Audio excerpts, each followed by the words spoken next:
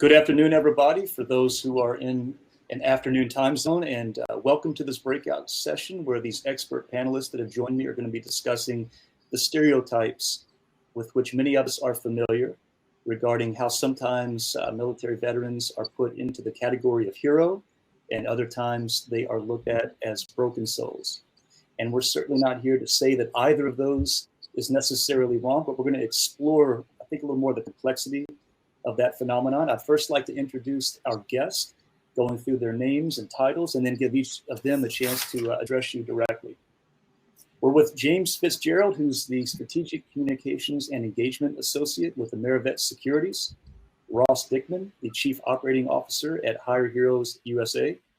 Monique Ruiz, Military Liaison with the Texas Department of Family and Protective Services.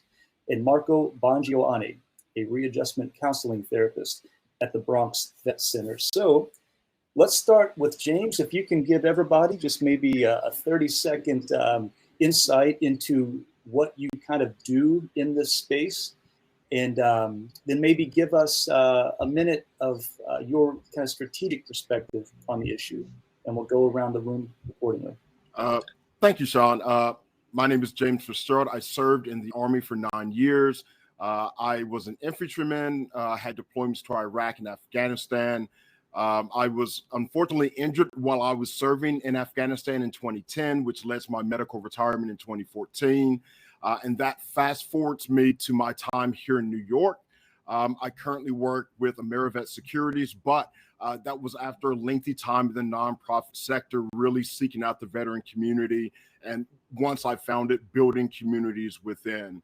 And just lastly, to your question about my strategic insight into this panel and this topic, I think this is one topic that's long overdue to have a very serious and detailed discussion within the veteran community, because we're usually put in those two buckets. Either we're sacrosanct and untouchable, that can do no wrong, or either we're so broken and unreachable that, you know, they don't know what actually is out there to help us. So there is a middle ground, but there's also so much in between that needs to be discussed. So it's a pleasure to join all you today to have that discussion here. Thanks, James. Looking forward to your comments. Ross, give us a little bit about yourself, sir, and maybe one or two of your perspectives on the issue before we get into the discussion. Thanks so much, Sean. My name is Ross Dickman. I'm the Chief Operating Officer at Hire Heroes USA. We are a personalized employment services nonprofit that helps veterans, transitioning military members, and military spouses, achieve their career purpose after service. We've helped over 87,000 veterans and military spouses start new careers since we were founded, and we'll help about 13,000 of them into new jobs this year alone. Personally, I'm a third-generation member of the U.S. Army. My brother's still actively serving in the Air Force. My sister and her family are still active in the Army. And so I come to this from a very personal lens. After my own 12 years of service and then about 8 years of work in nonprofit, I've been focused on economic opportunity for veterans and military families. And I think that this topic really leads right into that for me, and that the archetypes and the framing of hero or victim, broken or whole, those can really affect the way a veteran or military spouse encounters the labor market, sometimes through known ways and unknown ways. It can feed into employer behavior. It can feed into even well-intentioned positive support behavior from folks that want to do well to support this transitioning service member. The framing and the models that they have to categorize that person affect what types of opportunities or connections that they think might make sense. So I'm super excited to join this amazing panel and really dive deep with you. Thank you, Ross. Monique? I think you're on mute, Monique. Sorry. I thought somebody was going to tell me I'm going to cut you off and then I'm going to cut you back on. So I was waiting for that moment. But it's okay. I can do it. I'm the military liaison for the Texas Department of Family and Protective Services. I started my transition back in July of 2019. Prior to that, I was in the service as of December 2001. And then I decided to switch over and become an officer, and that ended last year in August of 2022. I did HR my entire career, so it's a blessing to be able to do this job, which correlates with what I'd done before in helping soldiers find jobs, helping them with their skill sets, whether it was more jobs in the military or outside of it. And now I can do the opposite end, and then as well as Monique, I'm terribly sorry. I'm terribly sorry to interrupt you're fine. you. I think I'm getting a lot of feedback through your mic. I'm not sure if you have maybe another program running in the background. Go ahead and give us another mic check there and see if that happens again. How does that sound? Is it? No, there's it might just there's a bit of a be squeal my- coming through. I'll tell you what. Let's go ahead and jump over to Marco and maybe give you a chance and see if there's something running in the background that might be interfering. So, Marco. Thanks, Sean. And thanks to the panel and to Vet Indexes for hosting this today and the opportunity certainly to talk. My name is Marco. I'm a licensed mental health counselor. I work with the Department of Veterans Affairs at the Bronx Vet Center here in New York City. I've been here since 2013, kind of work primarily in the individual and group sort of setting, providing counseling services to veterans and their family members. Also have the lens of an Army reservist. In the Army Reserve for 24 years. I'm a colonel, I command a brigade. So I have a lens also that looks a little bit different, perhaps from that perspective too, can maybe add to the discussion today. I think maybe the opening sort of comment that I would have is, if we're going to tackle just the idea of misconception in general, my passion is sort of in human behavior, applied psychology, military cultural competence, is sort of looking at it from and sort of understanding the differences between military culture and civilian culture, and kind of seeing where do some of those misconceptions perhaps lie within that model. And maybe today I can share just a few models that kind of I've used and that have been helpful to allow me to sort of put words to that and sort of describe maybe where some of those misconceptions are. Oh, okay, that's great. So we'll get into discussion, and Monique, I promise we'll bring you back on board. Quickly, folks, my name is Sean Daly. I'm a keynote speaker and leadership educator. I came out of the corporate world most recently, where I was a director, vice president, corporate executive. But for 25 years prior to that, I was a pilot and commander in the Air Force, among other things. But to maybe tee up the first discussion point, did not come from a military family. So as a kid born in the 70s, much of my opinion of the military was shaped as a teenager by two movies, Top Gun and Platoon.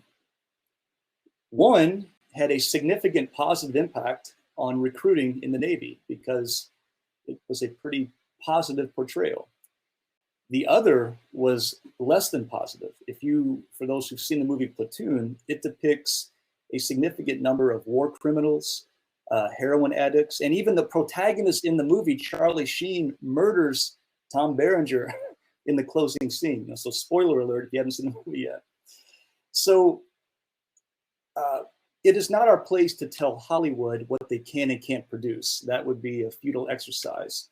But knowing that the entertainment industry is going to continue to depict, usually at the extreme edges of either the archetype of hero or the archetype of the broken soul, how do we, and maybe even the veterans that are in the employment process, help companies, organizations, hiring managers understand some of the nuance that not everybody is Maverick and not everybody is Tom Berenger in Platoon? And that is for the first person that would like to chime in on that. Well, I'll give credit to James and the AmeriVet Securities team.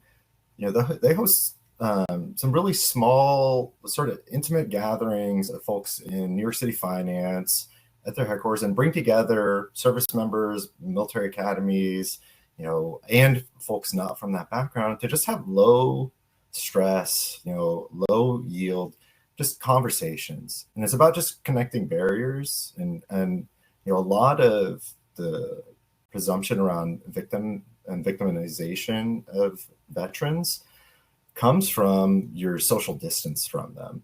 Like we grew up playing 6 Degrees of Kevin Bacon when I was a kid. Now you might call it 6 Degrees to Do You Know a Veteran? And if you got to get to those outer rings of six, you got to count 6 people out from you before you know one veteran. You probably have everything that feeds into all the ways that you consume data are informing your perception of what a veteran thinks, how they operate, what they encountered when they were in service, what jobs they might have done. And the closer in that social distance, you have a more accurate view because you've met the diversity of people, personalities, roles, and skills. So it's about trying to bridge that distance through ways that don't feel judgmental.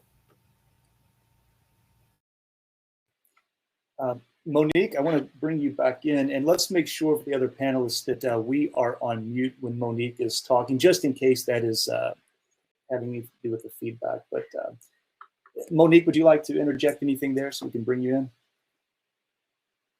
If I can just do a quick mic check, how is that? That sounds wonderful. I don't know what I did. I just started deleting tabs. There you go. Okay. So whether it's Monique or anybody else that would like to maybe lead from where Ross ended that thought. Hollywood entertainment depictions. I think I have to piggyback on Ross's very generous depiction of what we're doing at AmeriVet Securities, especially at our headquarters in New York. So we do host quarterly networking events within the veteran community, and it really is to get at the heart of what this panel is here to discuss, which is combating misconceptions. So bringing in recently transitioned veterans to meet veterans that are already in the finance industry, but are also transitioned out, that have gone through that journey, that can dispel some of the misconceptions that they have about the veteran community at large, but also about the employment sector once they get out. And it really is an understanding that most of the resources and communication within the veteran community is word of mouth. So, 6 Degrees is too far for the message to be accurately delivered. You have to be side by side. And I think Hire Heroes USA does an excellent job throughout the year of making sure that they're bringing in that ever revolving veteran talent or that service talent that's leaving the military and moving into the corporate workforce, to catch them while they're still wide-eyed and fresh, and lead them into the right direction. So, James, you being in finance, that is an interesting place, because I think most of us would agree there are certain industries or professions that seem to be very natural landing places for veterans. There's a significant number of veterans in EMS, fire departments, police, lots of jobs where you get paid for what you do, maybe working with your hands. But you obviously are in finance. So maybe because some of the other panelists weigh in regarding the archetypes of the broken or the superhero veteran, for some of these less traditional organizational options like finance, how does the veteran position himself or herself, and how do those hiring managers maybe become a little bit more open to the idea of a warrior, joining the ranks? I know for my agency, we just by the title of our agency, it kind of lends the idea of we're primarily comprised of investigators and caseworkers. So we're automatically one of the companies that's not in their favor to do, just because of their background in the military, and they saw things that we never want to see or experienced, and they do that too. They see the worst of the worst of human nature, and I have to kind of reel them back to say, hey, if you don't focus on your self-care, this is definitely something that's gonna just pile on to your previous experiences. And a lot of them know that they want to do it for a good purpose, which I full-heartedly wish I could give that opportunity. But my primary focus is their health and their self-care, because then eventually that will bleed into their performance. And that's why I've created some programs to help them with retention. Especially, I'm not going to tell a grown adult, you can't do something, because if they have that strong sense of I can do this. And their only approach is, I have God in my life and my faith is strong. Okay, I can take that too. You don't have to see a therapist, you don't have to have medication. And if that's what they want to hold on to, then I say, okay, well, we'll work on that, and I'll watch them closely and keep tabs on everybody. So I think it's not showing them not to be afraid to jump into an agency that they feel might feed into that past experience. But then also, whenever I advertise my positions, I let them know, if you still want to give purpose, if you still want to be a part of meaning and giving back to the community because you gave back to country, we don't just do caseworkers and investigators. We do have other positions that have staff level type duties. And though we don't go out into the field, knock on doors, we do still have an impact in the community, and thus will still give them the same purpose. Very good. Ross and Marco, one of our participants, Leslie, just shared in the chat that she actually at one point hid her veteran status. So for the veterans that are out there, I think many of us would agree that some of the hardships that they endured provided them opportunities for growth and development that actually make them an extremely resilient and valuable asset in organizations, especially when times can get tough. Yet, if somebody knows that a veteran who was a soldier with 3 tours to Afghanistan is applying, how does that veteran help that hiring manager understand, I'm resilient because of that? I had some struggles that I had to get through, but me joining your team will be valuable down the road, not if, but when something goes bad. How does that veteran help position that as a positive? Yeah, I can maybe take that. Maybe this is a good point too. I have one slide maybe that I can show. I'm a visual person, right? So maybe others that can appreciate this, and maybe it can help illustrate a little bit of kind of what's being shared, right? But this is the lens that I like to look at, maybe what we've discussed, right? And maybe it's the veteran recognizing this too. And also those that are doing those hirings, notice also where they maybe fit within this, and notice that, any lens or any model itself is sometimes a rigid sort of structure, right? So there are always exceptions to this model, certainly, right? But I think if we think about military culture as collective and civilian culture as individualistic, right? And then with those misconceptions, how does that fall within this, perhaps? I like to always see military culture as a we or a very fixed organization, success measured frequently by group achievement. One of the things I think, particularly from a vocational standpoint, is in the military, we often first manage people and then ideas, right? Quite the inverse often in individualistic cultures that you may encounter in the civilian workplace. And so maybe it's understanding perhaps within a lens like this or many of the other, let's say, social cultural models. And I'll share that also in the chat also after if anyone would like that. But a veteran recognizing where they fall perhaps somewhere in that lens, and how that perhaps then contributes to some of those misconceptions. And then a employer, right, noticing their own perhaps biases and where maybe they stand within that sort of model or a model of that's a social cultural based model, and again contribute to perhaps misconceptions. Okay. Ross, did you have any ideas on that topic?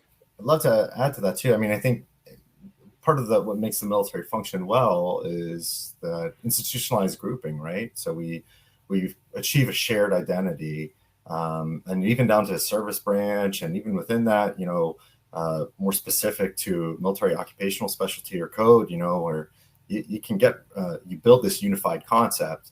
Well, that in-grouping is really powerful for what we need the military to do. Right? You have to do challenging, tough work. It could be dangerous. You might be literally putting your life on the line. And everyone else, the hiring manager you're meeting, every person you run into on the street is out-grouped. They don't know institutionalized norms, and they see it seems odd to them. And it's just a mental framing thing. There's nothing right or wrong in that. No one's going out intentionally trying to say, I'm going to only view veterans or military spouses through this unique, narrow way, and I'm going to group them in a way that's harmful. Sure. They're trying to understand a unique cultural identity that you have from the military through the models that they have, and sometimes through what they don't even realize they're doing in terms of how they grew up and the society and worldview and the way they experience things. So I think we have to have a bit of kind of understanding that, like, at the veteran level, the unique service member or military spouse level, their job isn't to change everyone's framing of the military. Their job is to stay rooted in, their unique purpose, their powerful skill set, what they can do really well, and why they are a unique differentiation and value add for any employer, and specifically what of their value structure aligns with the employer that they're talking to. Us as a group, as organizations, as entities, as conferences like this that Indexes has put on, we have to focus at shifting those narrative structures away from those two bookends, even if one of them is probably intended to be positive, because it's having negative downstream effects. Sure. So when I was I would sometimes have people ask me, quote unquote, how much longer do you have, as if I was serving out a prison sentence. I'm like, well, how much longer do you have? I'm like, well, I'm not in prison.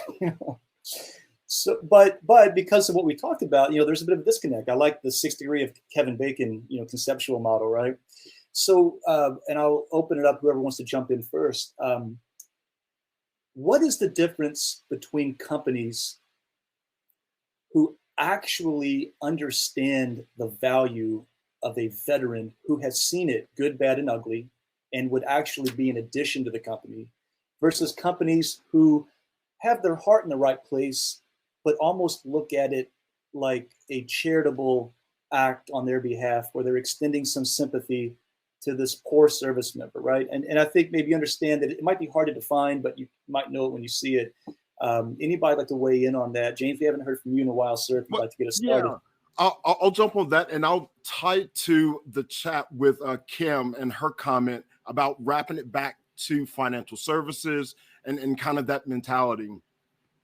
So, like, one of the examples of a company that gets it, that understands the value of not only the service, but also the value of the experiences that veteran is going to bring to the organization, they'll be able to put in place support structures that actually amplify some of the things that the veteran community is not good at reworking, which is leaning back on some of the same techniques that we use for stress management. While we were working in the military, a high stress environment that was very demanding, long hours, no different than financial services. That's why we gravitate towards it. But if we're not in an environment that understands, hey, if I don't ensure that I have structures set in place so the employee can be long-term successful, not short-term successful, as in the mentality that we had during deployments or training, something like that. Companies that don't get it, they'll have structures in place that really aren't supportive, but that go through the motions. You'll have a holiday off. I'll, have an employee resource group.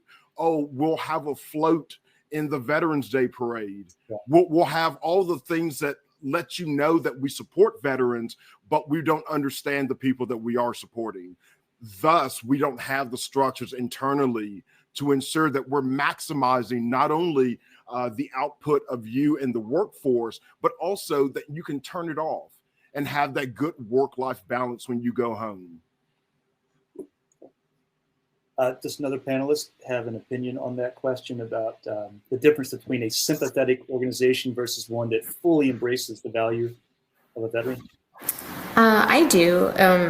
It sounds like to me that James was describing educating supervisors and management on supportive behaviors.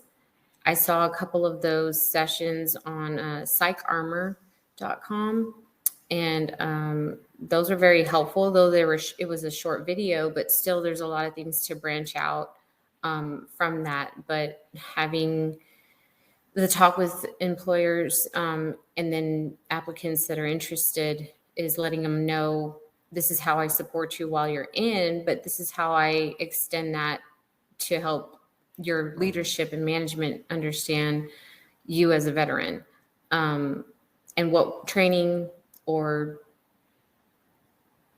collaboration, and whether it's conferences or just being present to say, hey, ask me anything, is also speaks volumes.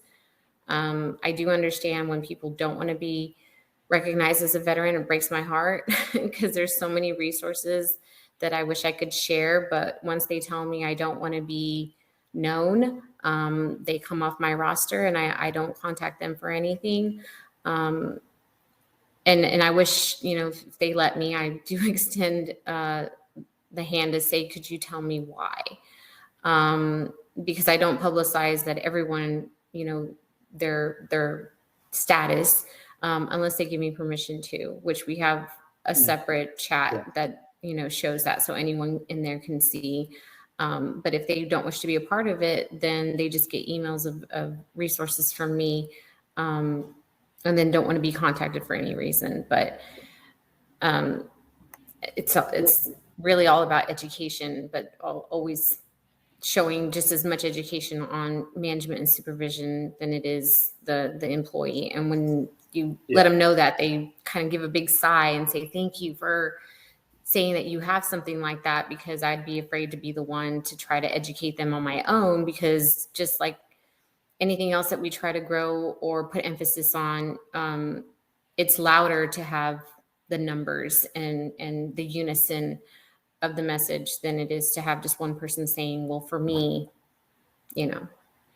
Well, Carl, in the comments, I think captured it nicely. He said that military friendly and military ready are two different things. And I think that's very well said. So for Marco and Ross, maybe the flip side of organizations that feel compelled to do something on behalf of veterans out of charity or sympathy, I think what gets overlooked sometimes is that there actually could be an unintended negative consequence of the heroization of our service members. Because not everybody wants to hire SEAL Team 6 out of fear that these people are action figures that wear capes, and I don't know that we can assimilate them in. So maybe Marco or Ross want to jump in first and help us understand the flip side of the broken veteran. How do employers understand that even these door kickers are regular people that can function in a civilian workforce? Yeah.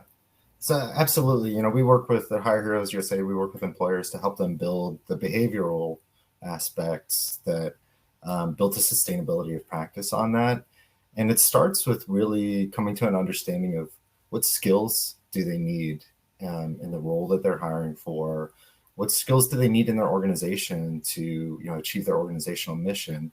And then, kind of disaggregating that to look across where veteran skills are represented across rank, role type, military occupational code, and the rest, and start to build that understanding. But you can build understanding, and if the sustainable behaviors aren't there underpinned behind it, it won't go anywhere. If they haven't taken a look at the composition of veterans and military spouses by type, by role level, by entry point, tenure, and the rest pay within their organization, what you'll see is people will feel good about their veteran efforts.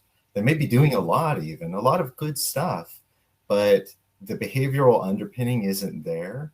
And so you have a tendency for things to happen from this way that, like, when you think of a hero in the traditional kind of American military sense, it's someone that will put their life in danger, do something physically courageous, and really,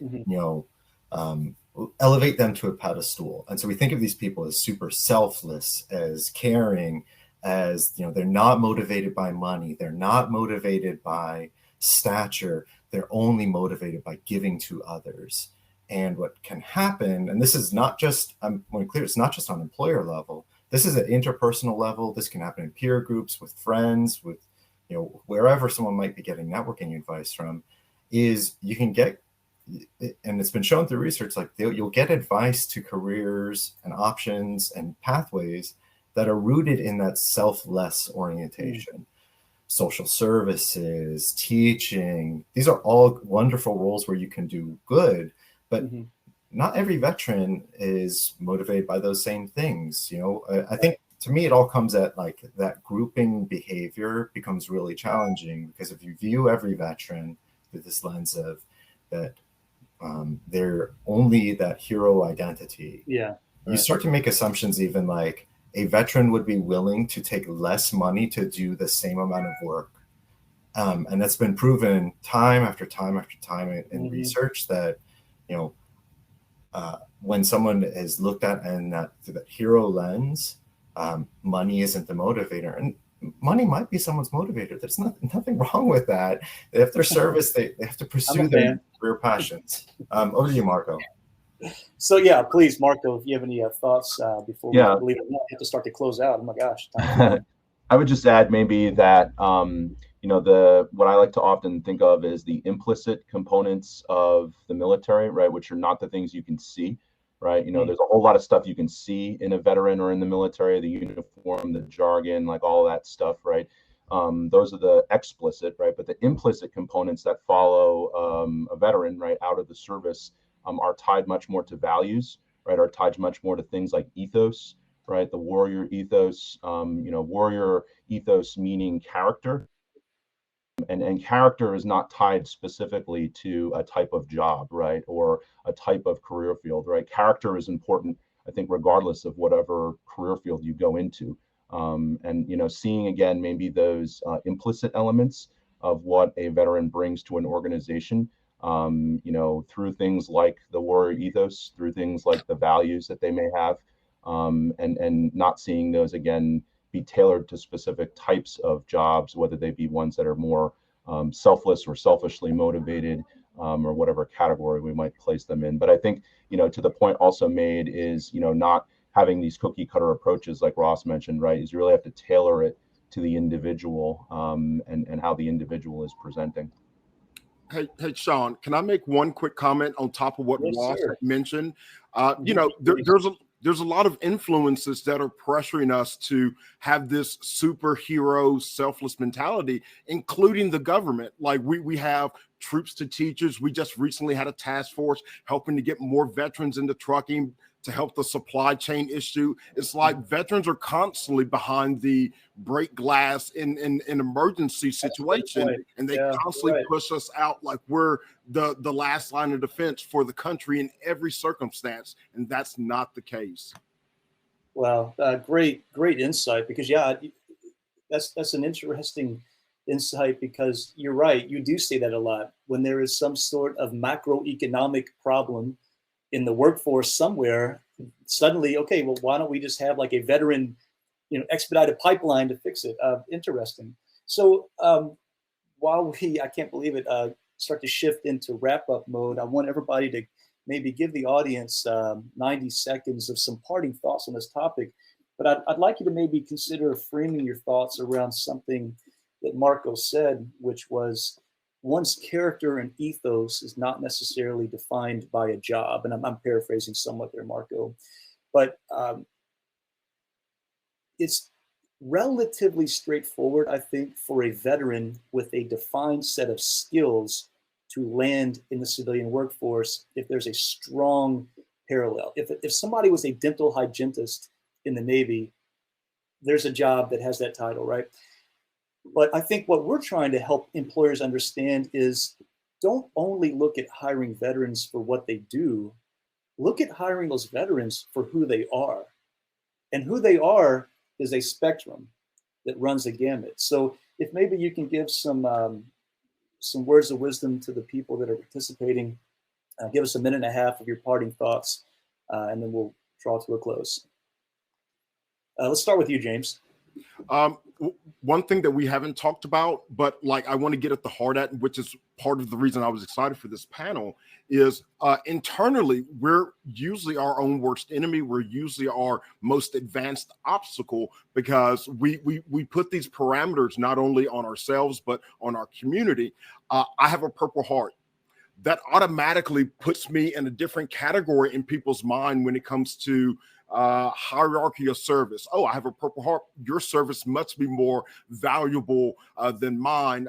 You deserve everything that comes your way. I do not. I come second. So we continuously are placing ourselves in these secondary positions because we internally categorize ourselves, which is to our detriment a lot of the times. And I think we do this in multiple aspects, whether it be the enlisted officer conversation, the combat, non-combat, all those come into play internally when we look at, how we view ourselves and the skills that we bring to the table. So I think it's for us as a veteran community to continuously look inside and say that we're all on the same playing field. Your service may not look like mine, but it's no less significant. And we truly have to extend that internally before it's accepted externally. Awesome. Great point, James. Thank you. And it means a lot coming from somebody like you. All right. Thank you. Marco? Yeah, I think maybe the message I would have for, employers again is to, again, really look at perhaps connecting with a model to further your knowledge, right? And, one that gives you insight into the differences in military cultural competence, right? And so, we described some today. Psych Armor was shared as one that has some significant tools out there. So educating yourself certainly to dispel any of your own biases that would allow you then to not have those misconceptions or not have them in the same way, perhaps. And then, ultimately to use like culturally informed approaches to tailor, to each individual veteran, right? That whole sort of assessment that was mentioned in the chat as well. And then to veterans, I would share sort of an image I often use with the veterans I work with of, it's okay to sometimes be a little selfish if you're looking at it from a selfless lens, right? And the model sometimes I use to illustrate that is, for those of us that have been in the military, is putting on your NBC mask, right? You put your mask on first and then you help your buddy, right? Because if you don't put yours on first and you're dead, right, you're of no help to anyone, right? And the civilian model of that is when you get on the airplane and they tell you, put on your mask need, right? So you're doing that from a selfish focus, right? But it has a selfless end state, right? So I think that's something for veterans maybe to think of in this sort of misconception discussion. Thank you, Marco. Ross?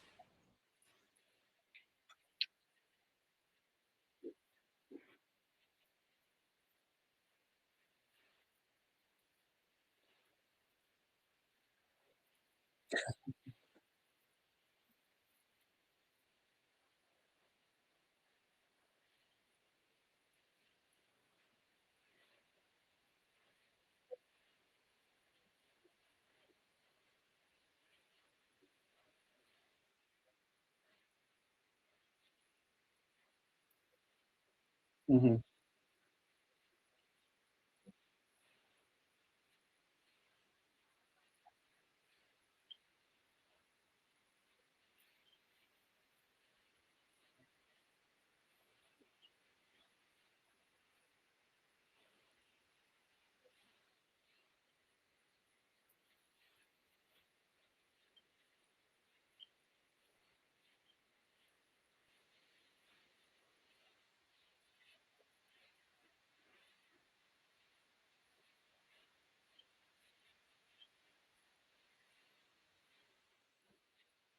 Oh, okay. Looked like you were off stage there, Ross. I'm sorry. So Monique, we'll close that with you. We got about a minute. Well, I definitely loved what I heard from everyone else, and then I was like, "Whoa, what's left?" Because I agree with everyone. I can just go off of what Marco said. It's just education on everyone's part, and knowing what studies are out there, kind of reading not just from a veteran standpoint, but reading what other stigmas are out there or what an employer wants to see, kind of seeing it on their end and reading things about what they're going through, and then just finding that median. And I saw somebody on the chat that mentioned something about, shoot for your level of expertise. I tell a lot of applicants that not to think of just because they were a specialist or a junior soldier in the service, they did their 4 years and got out, does not mean that they only qualify for an entry-level position, because in the military, being a junior soldier, you're in charge of programs, you're in charge of equipment, and that's a huge responsibility, because if you grab any other teenager out from the world and put them into a job like that, they're going to stumble. So they're already ahead of the power curve to be pushed into something managerial or supervision.